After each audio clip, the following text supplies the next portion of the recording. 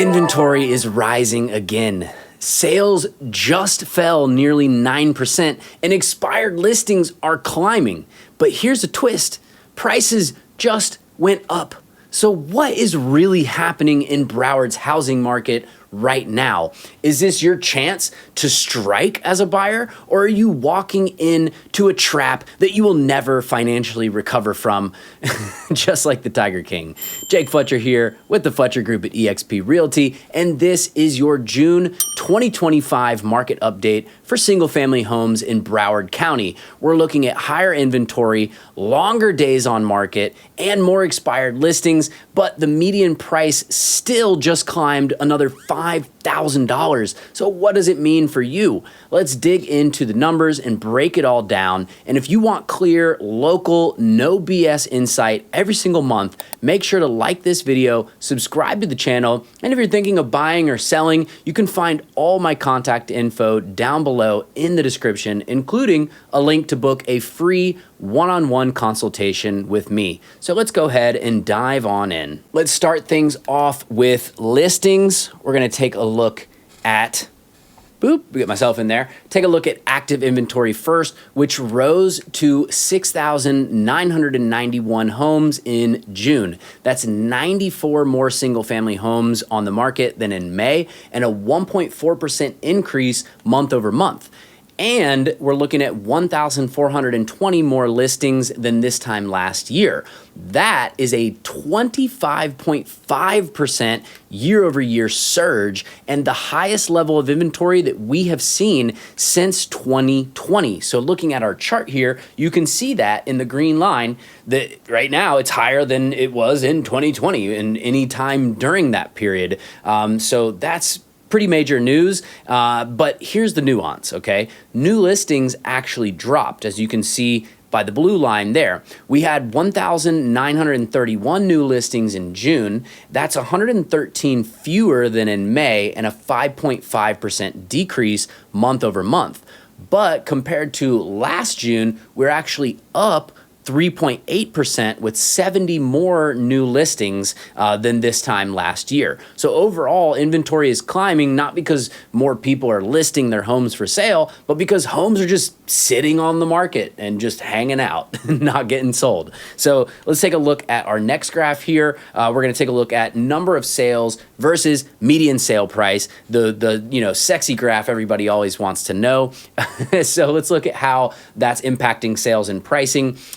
June actually saw 1,055 closed sales. That's down 95 units from May's 1,154, but it's an 8.6% drop month over month, okay? So looking at the number of sales in on the green line there, you can see we had a drop month over month, okay? But compared to last year's 1,200, going over right there on the chart, if you can see, that is actually where we had 1,200 listings for sale, rather sales, not listings for sales, but actual sales. We had 1,200 sales in June of last year, which is a 12.1% decline year over year since then. So we had 12.1% more sales last June. But here's what's interesting. Prices actually went up, okay? So looking at the blue line here, you can see it's a slight little uptick there, but median sale price in June was $625,000, which is $5,000 more than the month before in May, a 0.8% month over month increase. However, we are still down 1.6% from last June. So if we look at last June, over would have been last June over here, that would have been slightly higher, like I said, by 1.6%, where our median sale price was $635,000, so $10,000 more. So while sales volume is clearly falling, as we can see in the green line, prices are hanging in there, and if not, they're maybe creeping up slightly. Even if our year over year is down just a tad, we can see overall the trend line over the last 5 years is up, and I kind of expect expect that prices over the long term for single family homes in Broward will definitely continue upwards. So looking at our next graph here, average days on market versus the closed price to original price ratio.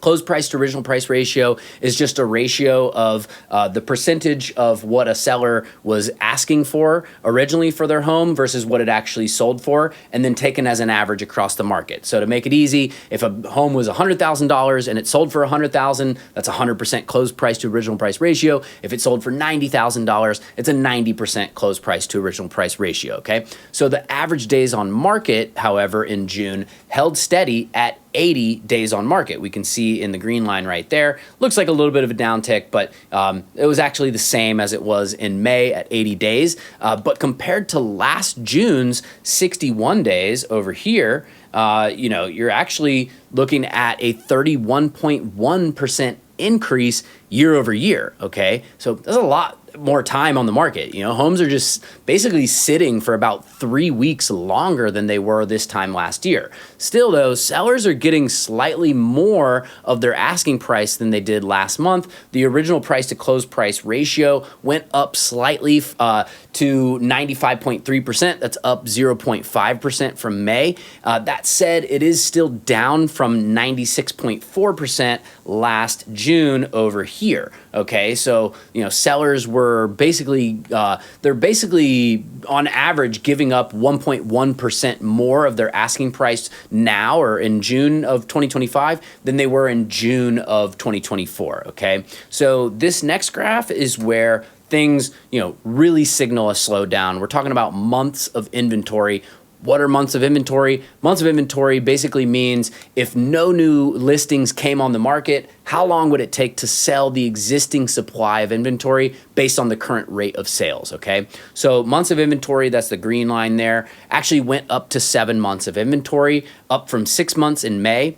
Last June, we were at 5 months of inventory over Schmal.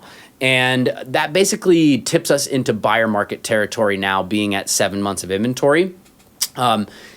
Basically we've been floating between 6 and 8 months of inventory actually since January over here. So as a quick little recap for you guys, 1 through 5 months of inventory is considered a seller's market. Things aren't on the market very long. Sellers have the upper hand. 6 months of inventory is considered to be a balanced market, okay? Might seem like 6 months is a long time, but generally in the macro scheme of time, 6 months of inventory is considered a balanced market. 7 months or greater is generally considered a buyer's market rather. It's a buyer's market because things are sitting on the market longer, so buyers have more leverage, okay? Now, expired listings, that's our blue line here. Expired listings are actually backing up this trend line of things sitting longer. We had 1,785 expired listings in June, which is 121 more than May's 1,664. That is a 7.3% increase month over month, and we're up 12.3% year over year, okay, with 196 more expireds, okay? So 7.3% increase here, and then 12.3% increase year over year compared to over Schmal, all right? Now, that basically is a clear sign, okay? Homes that are not priced right just simply aren't selling, okay? And more listings are timing out without offers that the seller ends up accepting, okay? So what does this all mean if you're a buyer? What does it mean if you're a seller? Well, if you're a buyer, you've got more leverage than you've had in years. Inventory is super high, sellers are negotiating like no tomorrow, and homes are just sitting on the market, okay? But prices are not crashing. So if you've been waiting for a total collapse, that's honestly just not what this is. What it is a market that rewards decisive buyers who are ready to move when the right deal shows up, okay? If you're a client of mine or an ex-client of mine or somebody who I've worked with before or given advice to before, you've probably heard me say the right time to buy is when you find the right property for the right price, okay? Forget interest rates, forget, market trends and dynamics. If you need to buy a home and you find the right home, like this is the home where I want to live, and I love it and everything's great, or at least most things are great. and it fits your budget, then that's the time to buy, especially if you can negotiate more off the price. But the problem is that people tend to sort of look at list prices as, oh, well, this is the price, okay?